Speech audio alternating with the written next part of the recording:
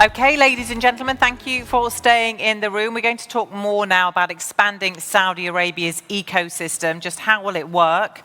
What is it going to mean? Please welcome to the stage our next panelist, Captain Ibrahim S. Koshi, CEO of Saudi Air Transport Company, a senior executive in the aviation industry and air transport pilot for 30 years. Welcome. Please do take a seat.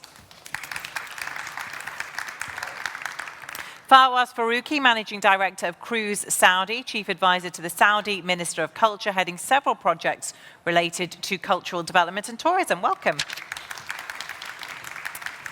And Hussamuddin Al Madani, CEO of Suda Development, heading up the Saudi Paragliding and Aero Sports Federation. Welcome. Thank you. That sounds fun. Welcome to you all. So let's talk first of all, we've been hearing about those giga projects, the huge infrastructure projects that the country is putting in place at the moment. But tell us more about how the country is broadening its offering. What else is there going to be for tourists? I just have to remind people that my ability to teleport thousands of miles is usually one of my talents. So I was able to teleport from Al-Ula to here very quickly, right? And I'm really happy to be here today and in a very exciting time of large investment. Fahad talked about walking the talk when Saudi Arabia is committed and investing in real terms at different fronts and unraveling and unboxing beautiful destinations that have been unknown, honestly, not just for the world, but actually to us even in Saudi Arabia. And one of, if I speak about Suda development on the mountains of Suda in Asir, that is one destination that expands the offering of Saudi Arabia, capitalizing on the beautiful mountainous and tempered climate mountains that house unique culture and heritage and a very unique way of life. So that's one of the projects that expands the tourism of Saudi Arabia, both in terms of capitalizing on the nature and the climate. And you know that the region, it is challenging in the summer in the region, and you're talking about a destination that sits at 3,000 meters, offering very cool climate throughout the year, but more importantly, immersive cultural experiences across the board. Okay, thank you. Ibrahim. No, there's so much, if you phrase it again, sorry about that, yeah.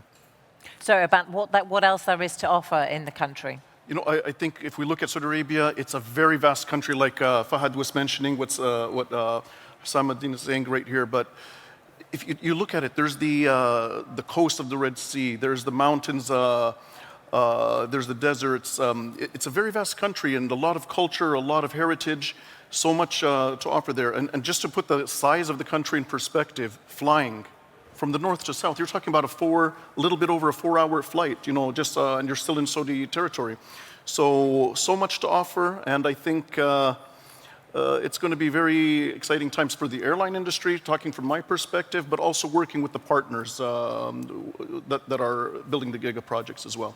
And Fawaz, you're very much focusing on the cruise line industry. How are you going to tempt them to Saudi Arabia? What's going to be on offer and what kind of numbers are you looking at? So when you looked in terms of cruising globally, in 2019, it was a $154 billion industry, serving 30 million passengers and employing 1.8 million employees. So we looked at the Saudi coastline. We are amazingly located where we have the Red Sea and we have the Arabian Gulf. And both of these locations were very attractive for cruise lines. The Red Sea is, because of its location, or many of the cruise lines, they pass through it. And on the Arabian Gulf, we already have 800,000 passengers annually. So on top of this, the cruise lines are always looking for new destinations. So when we put everything together, we did 4 things to make sure that we're open for cruise lines 4 years ahead of the planned timeline. So we developed, first thing, infrastructure. So last year we had 2 ports ready. This year we're going to have a total of 4 ports ready. And then hopefully in 2025 we're going to have 6 cruise ports ready. Second thing, we developed destinations and activated them. Last year, we had 2 new destinations exclusively activated for cruise line passengers. This year, we have 4 more. Third thing, partnerships and government coordination. You heard Fahad talk about government getting out of the way of the private sector. And with this dynamic and agile government, we would not have been able to accommodate cruise lines if it was not for their cooperation. When we talk about partnership, we have amazing partners like Saudi Airlines. Saudi Airlines is working with the global cruise lines side by side with us to provide them with the best routes and the best service and the best prices. So that's when it comes to partnership. Last but not the least, human capital development is very important. We have launched 3 programs this year. Number 1, we have launched a Cruise Ambassadors program where we trained 30 high school graduates. 12 of them are female. We've heard a lot about females. And they have just spent 3 months on board the MSC cruise line to help interface the Italian crew of MSC with the Saudi passengers who are on board. The second program, we're training 140 tourist guides in the different regions of the kingdom to make sure they're ready for the cruise passengers when they arrive. And last but not the least, we are working with the different cultural associations in the kingdom, for example, with the Culinary Commission to create Saudi menus on board the ship. So when you go on board the ship, you'd find Saudi menus over there. Now, as we've been hearing, the country's only really been open to tourism for 2 years. Most of that time, there's unfortunately been the pandemic. How are you going to tempt people into the country, do you think? And do you think that perhaps perceptions of the country versus the reality are going to be a big challenge? Saudi Arabia, I think, has gone through the largest or a major economic and social reform for the past 5 years. And as Fahad said, we are open for business. When you think of Sauda, we have noticed a trend that emerged before COVID-19, and now it's becoming a reality post-COVID-19, the need and the desire for people to reconnect with nature. Saudi Arabia is known for its beautiful desert and beautiful mountains and beaches, but 80% of the green area in Saudi Arabia sits in Asir region in the south, the home of Suda Mountains. That beautiful nature is becoming, as also statistics show, an attraction for people to, it's a new type of luxury. People want to reconnect with nature, want to spend more time outside, reconnecting again with the earth and the flora and fauna and the diversity that's offered through destinations similar to Sauda. So that's one trend that we are capitalizing in Sauda and making our experience authentic, outdoorish, and also with proper offering and wellness as well. So that's one important trend. Second, our destination in particular in Sauda targets 70% local and GCC travelers and 30% internationals.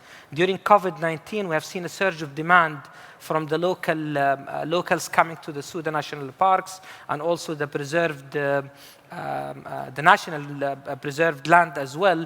So that is also something that makes us a bit also more appealing at this stage. So these are 2 important trends for us in Sauda that we consider both in our phase 0, our early activation program, and also embedded in our master planning and its offering for 2023.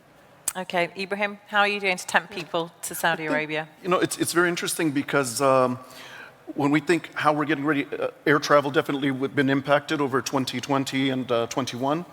But what we're seeing right now is we took this period to actually innovate, to gear up for this time. I don't think anybody's kept their eye off of the target. You know, when we're talking about the 100 million tourists, it's also the religious passengers which we're expecting. So that time to get ready, there's been investment in the infrastructures in the airports. If we look at the Jeddah Terminal 1 right now, that's the latest terminal being built, or that was built in the GCC region. And it's the most modern. It's going to provide great connectivity. It's going to be providing the ability to grow a hub for Saudi Arabian Airlines, which is our home base at Jeddah at this time. There's also investment taking place, let's say, in the infrastructure at the Riyadh airport, coming online, additional terminal capacity in next quarter. We also have a lot of innovation which was taken in coordination with government entities like the e-visa. Many people don't believe how easy it is to get a visa. You just book your flight on Saudi, and right there on the website, it's a link, and your visa is issued. It's a very simple process. I watched somebody here yesterday, and it took less than 5 minutes for them to go through the process. So the travel to and from, that's we'll be able to bring them there. But if I can just expand also just on enticing them, we've gone through a digital transformation in the airline, rebuilding the loyalty program, which should be introduced next year. We've enhanced our network substantially, which goes into the summer of next year. So you'll see a lot of changes coming that entices the travelers to come and visit Saudi Arabia. Okay, and Fawaz, what about perceptions? How much of a challenge are they, do you think? There were they're a very significant challenge, and we need to manage perceptions and also expectations. So I'm not going to talk about what we've done to do that, but let's talk about the stages by which we can manage this. So the first thing is the team that we employ. We're new to the cruise industry, so we need to get the best global team to come and work for us. So that's the first challenge we face. But we're lucky enough that when we explain to them and have them come and visit Saudi, they would come on board, and then they would go ahead and convert the rest of the industry. So as an example, I have with me here my Chief Asset Development Officer, Miguel Reina, has been one of the key pioneers of the industry who worked with Royal Caribbean for 20 years. So it was not easy to get him, but once we got him, we were able to convert other people to come on board. Second thing, once you hire the A team globally, then you also have to make sure that when you come to such events like here, you have the right team in place. So we have two amazing ladies, part of my team, who are better than I am here, to represent not only Cruise Saudi, but Saudi Arabia and the Saudi team. So that's the second thing. And third thing, you just got to wait until you receive the customers. And that's an opportunity now. They don't have any expectations yet, and we don't have a long time. So it's going to be just the first few years, and then we really need to have to work very, very hard. But during these years, when they come here, we want to make sure that we provide them with the best experience possible. And we have, the Saudi people are very hospitable. Whoever went to Saudi Arabia, this is what I've been hearing from them all the time. So we always rely on that hospitality to really exceed their expectations when it comes to perception. One thing I would like to add to this is, in the previous panel, we looked at 3 different projects, and now we're looking again at other projects that are happening in Saudi Arabia. And as these markets becoming mainstream and coming online as per se, one way we are, and it's important to highlight that entices people to come, is we're working together and curating longer journeys that take our, especially international travelers, to see and experience different parts of Saudi Arabia. So people who come to Al-Ula, for example, to enjoy the ancient history of Dadan, then get an opportunity to come to Riyadh and enjoy Dir'iyah, and then spend some time in the mountains of As-Suda. This coordination that's happening between these projects, I enjoyed the trip in the cruise without telling Fawaz. I was a mystery shopper, and I took my family and my kids to the cruise a few weeks ago. And I was very surprised. The experience last year was in the Red Sea around Jeddah, and then this time I was enjoying the beaches of both the shorelines of Saudi Arabia and then the beaches of Safaja in Egypt. And then later I learned that more offering, including 2 other destinations that to attract different segments. So that integration and also that experimentation allows us to entice and understand the potential segments that we target. If you allow me to expand on that, this is a very important point. And this coordination doesn't start only from the project. It actually starts with the national carrier. As soon as you set step on the national carrier, you can feel that warmth. You can feel that hospitality with the Arabic coffee coming and the dates and the care you get throughout. So it starts from the moment you set on board the national carrier all the way till you arrive through the airport experience and going to all these projects. And which countries, which markets will you be targeting first of all, do you think? A good question. It varies from a project to another. For Suda in particular, we are targeting the GCC market as primarily, we think as a competitive advantage in Suda is very clear. Mountainous destination, immersive cultural experiences, sits in beautiful terrain and beautiful diversity. So we are targeting the GCC market and the local domestic tourism at this stage. We're also targeting international markets as we introduce more hospitality options. But the primary focus at this stage is local and GCC. Ibrahim? Just to add to that one also, with the market recovery, post-COVID right now, really determines how fast we open up certain routes as an airline. But there's been a point mentioned earlier, which on the previous panel, which talked about the clarity of the vision. And so that allows the ecosystem to work together. So like when Mr. Fawaz, he's talking about the coordination that takes place. We know that they're working on a cruise. Saudi is working to help make that happen. So there's a lot of alignment, a lot of coordination with the Giga projects, with the cruises, with other initiatives that are taking place in the country. And if we talk about where we're going to be going, just to put a little bit into perspective, Saudi Arabian Airlines operated 91 stations in 2019. What we're targeting going forward is 200 stations, so more than double. As a group, 135 will be on the full service carrier of Saudia as a main airline, and there's other stations which will be served by our low-cost sister company. Going forward, an additional 90 stations.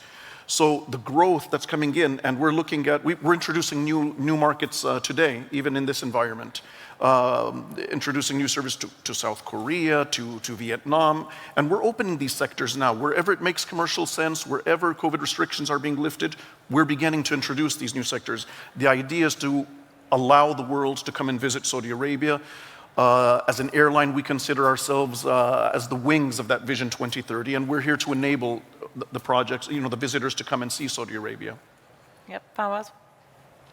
For us, we keep expanding the target markets that we're serving. So we started with the domestic market last year, and we served more than 4,000 passengers.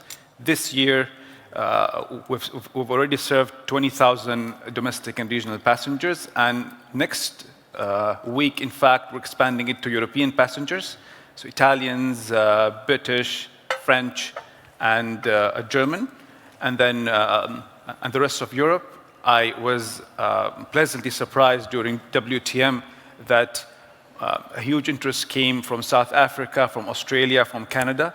So these are markets that we were not ready to look at, but now we have to look at them. So we are gradually, but very quickly increasing to and expanding to other markets. And are you working with tour operators offering packages? Suda development, or the Suda project, is a relatively new project. 627 square kilometer of project area and the final stages of master planning. As we speak, the site preparation, demolition, and some infrastructure projects have kicked off. So as we announce our master plan by the beginning of next year, we'll be speaking both to tour operators and more importantly, hospitality operators. When I say we are attracting GCC and local markets, the international market is also an important segment into our destination, especially with this wow factor, this surprising image about Saudi Arabia being green and being offering cool climate throughout the year.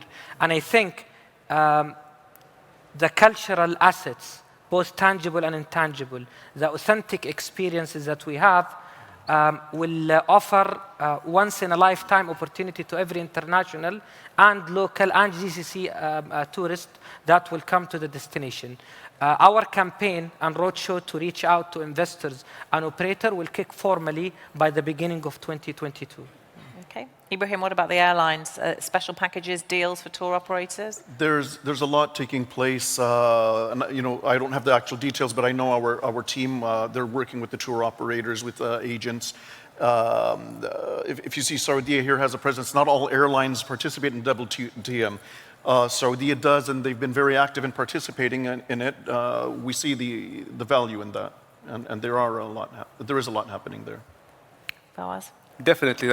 In our industry, and we've seen this with our sales, 70% of the sales goes through trade partners and travel agents. We have 16 travel agents that we're working with in Saudi Arabia, and now we're expanding that network globally. I've seen a lot of interest during WTM, so we'll be expanding that number to reach the new markets that we're expanding to.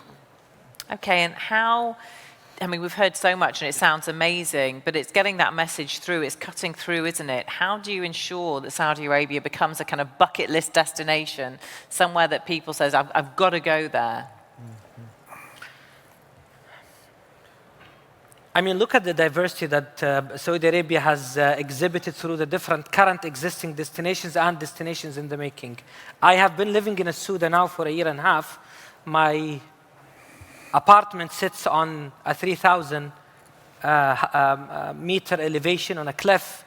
The beautiful clouds that portray a dynamic picture every day when the cloud settles like a sea or a beach of clouds and the beautiful sunset, and then I drive for 20 minutes from an 18-degree noon in August and reach the cultural and heritage sites, and the temperature and the climate changes. All of these offer unique opportunities. And then I get to meet the locals and try the beautiful culinary experiences and the art and the music and the stories you hear. And I mean, it might sound like I'm bragging, but I get surprised, and I'm a Saudi citizen who lived most of my life in Saudi Arabia. Every day I spend in Sauda, the experiences and the memories and the stories that I carry with me seem endless. Every day is a new beautiful story. Paragliding at the beautiful mountains through the clouds, spending a day in a local farm and harvesting the coffee beans and sending it to your family and friends abroad. All of these are experiences that are truly authentic, that touches the heart and the mind and bring with them hundreds of years of memories and stories that are told and need to be continuously told. I think, and I'm speaking again as a Saudi citizen, what I am learning and discovering in my beautiful, diverse country, and what the Crown Prince has done to unbox and unleash these beautiful destinations is something that I think I want my kids to have it in their bucket lists, let alone tell my friends and the world about it. I think it's a very good point when he says about the diversity and being amazed with your own country. We've traveled a lot as an airline, somebody in the airline industry. We've traveled a lot to many different parts of the world.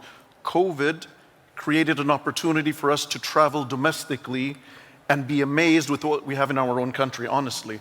So myself, my own experience is very similar to him. I've traveled just on the Red Sea, on the coast, and being able to go snorkeling with your children, the scuba diving, just going on a boat off of the coast.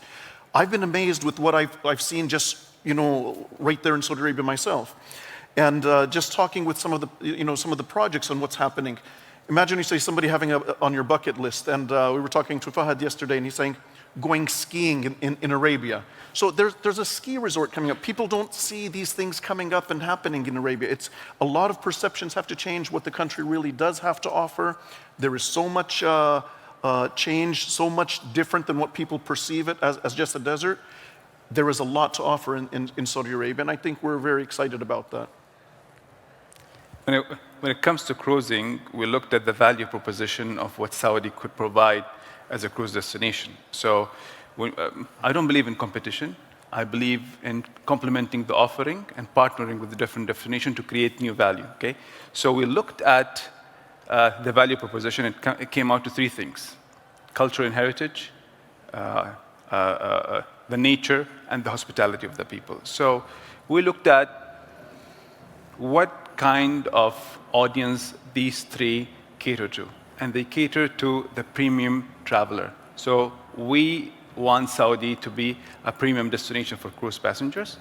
We want it to be on the must-to-do list of every sophisticated global cruise passenger.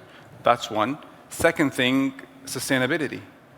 We've heard the S word in the previous panel, and for every cruise passenger who wants to come to Saudi Arabia, we want to make sure that by coming to Saudi Arabia, they feel they're doing good for the environment, and we have multiple programs to do that.